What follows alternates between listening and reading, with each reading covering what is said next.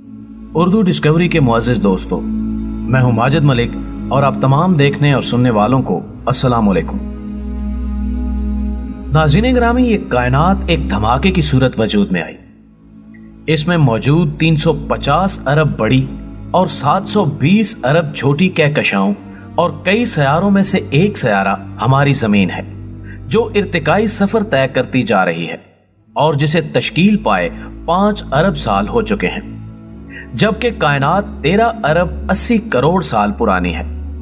انسانی ذہن آج بھی بگ بینگ نامی اس دھماکے کے اسرار و رموز جاننے میں مصروف ہے، جس کے سبب یہ کائنات وجود میں آئی اور آج تک مسلسل پھیلے جا رہی ہے۔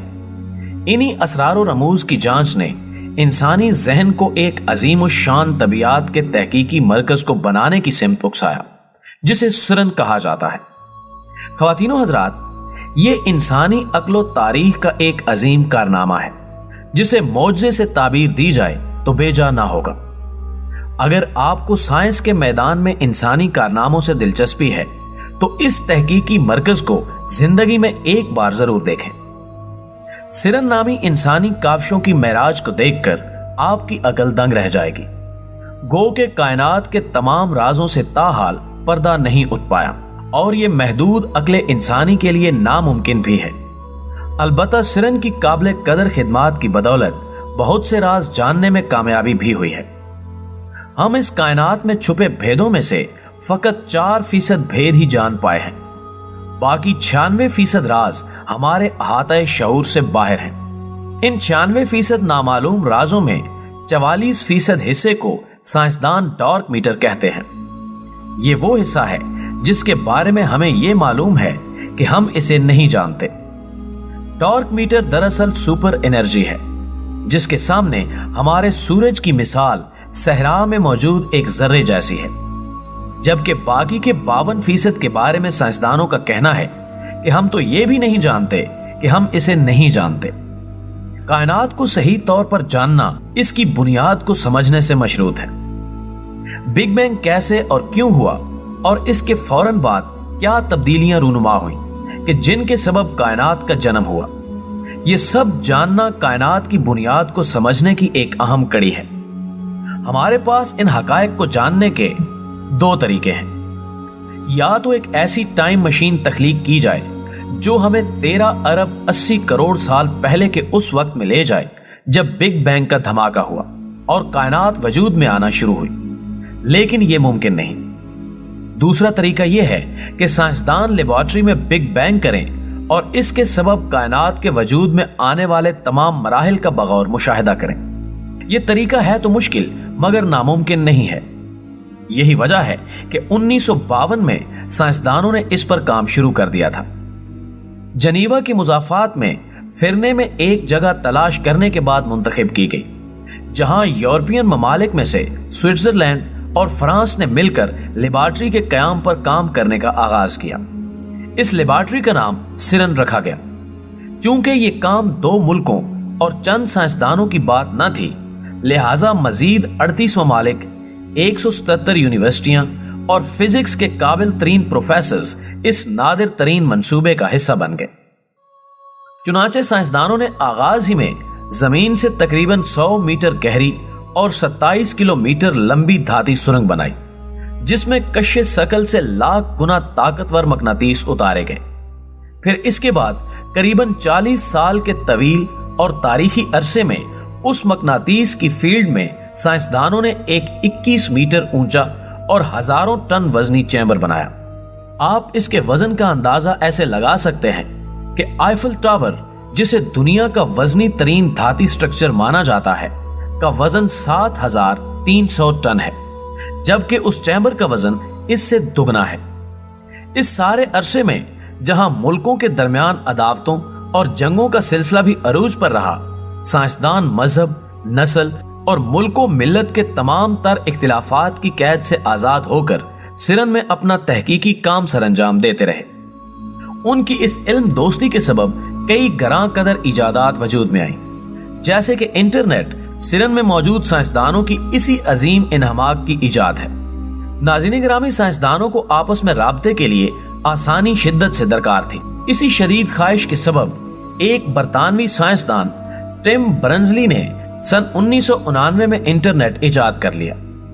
ورلڈ وائڈ ویب یعنی WWW، جس میں لہجہ بھر میں پوری دنیا کو جوڑ دینے کی صلاحیت ہے، دراصل سرن میں ایجاد ہوا۔ CT اسکین اور MRI جیسی جدید تشخیصی جہتوں کی طب کے میدان میں ایجاد اسی تجربے کا سرچشمہ ہے۔ یہی نہیں بلکہ سرن میں اس وقت ایسے سسٹمز تخلیق پا رہے ہیں جن کی بدولت اندھوں کو ان کی بینائی واپس مل جائے گی۔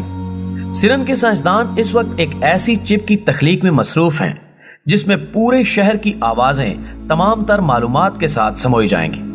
اس کے علاوہ موجودہ الٹرا ساؤنڈ سے 1000 گنا بہتر سپر الٹرا ساؤنڈ بھی تخلیقی مراحل سے گزر رہا ہے۔ ناظرین گرامی، ایک ایسا لیزر بھی سرن کی ایجاد ہے جو صحت مند ٹیشوز اور خلیوں کو نقصان پہنچائے بنا مخصوص ٹیشوز اور خلیوں جن کا علاج مطلوب ہو پر ہی اثر انداز ہوگا۔ ایک ایسا سسٹم بھی جلد ہمارے سامنے آ جائے گا جس میں پورے ملک کی بجلی محفوظ کرنے کی صلاحیت موجود ہوگی۔ صرف یہی نہیں بلکہ وہ دن دور نہیں جب سرن کا گرڈ کمپیوٹر بھی سامنے آ جائے گا جس میں پوری دنیا کا ڈیٹا جمع کر لینے کی صلاحیت موجود ہوگی۔ یہ تمام مارکا آرا ایجادات سرن کے مرہون منت ہی ممکن ہو سکی ہیں۔ پیارے دوستو، سائنسدان اس ٹنل سے مختلف عناصر کو روشنی کی رفتار جو کہ 1,86,000 میل فی سیکنڈ ہے سے ایک دوسرے کو ٹکراتے ہیں اور پھر اس ٹکراؤ کے سبب پیدا ہونے والی تبدیلیوں کا بغور مشاہدہ کرتے ہیں۔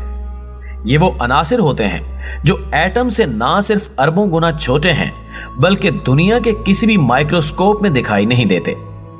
ان تجربات کی بدولت سن 2013 میں سرن کے سائنسدانوں نے ایک ایسا پارٹیکل عنصر دریافت کیا جو باقی تمام پارٹیکلز کے لیے توانائی کا سرچشمہ ہے، اور یہ عنصر گاڈ پارٹیکل کہلاتا ہے۔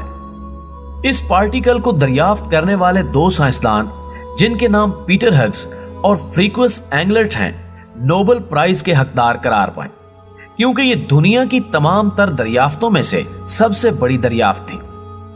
ناظرین محترم، آپ یہ جان کر حیران رہ جائیں گے کہ مادے کی اس دنیا کا نصف حصہ غیر مادی ہے جسے سائنسدان اینٹی میٹر کہتے ہیں۔ اس اینٹی میٹر سے دنیا توانائی حاصل کرتی ہے۔ یہ اینٹی میٹر پیدا ہوتا ہے اور اس دنیا کو توانائی فراہم کرتا ہے اور پھر لمحے کے اربوں حصے میں فنا ہو جاتا ہے۔ اس کے باوجود سرن کے سائنسدانوں نے اس پارٹیکل کو 17 منٹ تک قابو کیے رکھا، جو کسی معجزے سے کم نہیں۔ اگر سائنسدان اینٹی میٹر کو طویل عرصے کے لیے قابو کر لینے میں کامیاب ہو گئے تو پوری دنیا کی توانائی کی ضروریات چند لمحوں میں پوری ہو جائیں گی، یہاں تک کہ دنیا کو پیٹرول اور بجلی کی ضرورت ہی باقی نہیں رہے گی۔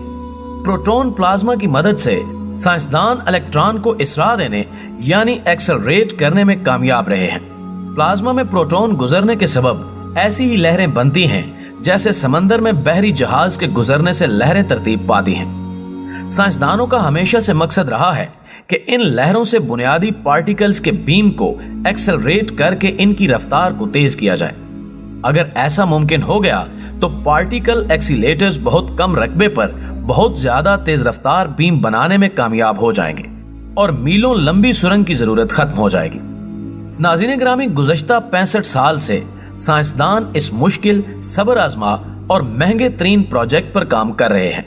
جہاں اس پروجیکٹ پر دنیا بھر کے سائنسدانوں نے کام کیا ہے، وہاں کئی پاکستانی سائنسدان بھی اس پروجیکٹ کا حصہ رہے ہیں، جن میں نمایاں پاکستان کے پہلے نوبل انعام یافتہ سائنسدان عبدالسلام بھی ہیں، جن کی تجربات اور ریسرچ کو سرن کے اندر تحقیقی کاموں میں استعمال کیا جا رہا ہے اور ان کے نام کا کتبہ بھی وہاں نصب ہے۔ ناظرین گرامی، عقل انسانی کے اس مہیر کر دینے والے معجزے سے ہماری آنے والی نسلوں کی بہت سی امیدیں وابستہ ہیں۔ انسان کو خدا نے اشرف المخلوقات قرار دیا ہے اور یہی شرف انسانی ہمیں کائناتی سچائیوں کو جانچنے کے عظیم مگر کٹھن سفر پر جاری رکھے ہوئے ہے۔ ہم نہیں جانتے کہ ہماری یہ تلاش ہمیں کہاں لے کر جائے گی، مگر آنے والے زمانے بے شک اپنی گزشتہ نسلوں کے اس سفر پر یقیناً ناز کریں گی۔ ناظرین گرامی، ہمیں امید ہے کہ ہماری آج کی یہ ویڈیو بھی آپ کو پسند آئی ہوگی۔ اسے لائک کیجئے، فیس بک اور واٹس ایپ پر اپنے دیگر دوستوں کے ساتھ بھی شیئر کیجئے اور کمنٹ باکس میں ہمیں اپنی قیمتی تجاویز سے ضرور آگاہ رکھیے گا۔ ہماری اگلی ویڈیو آنے تک آپ کا، ہمارا، ہم سب کا خدا نگہدار۔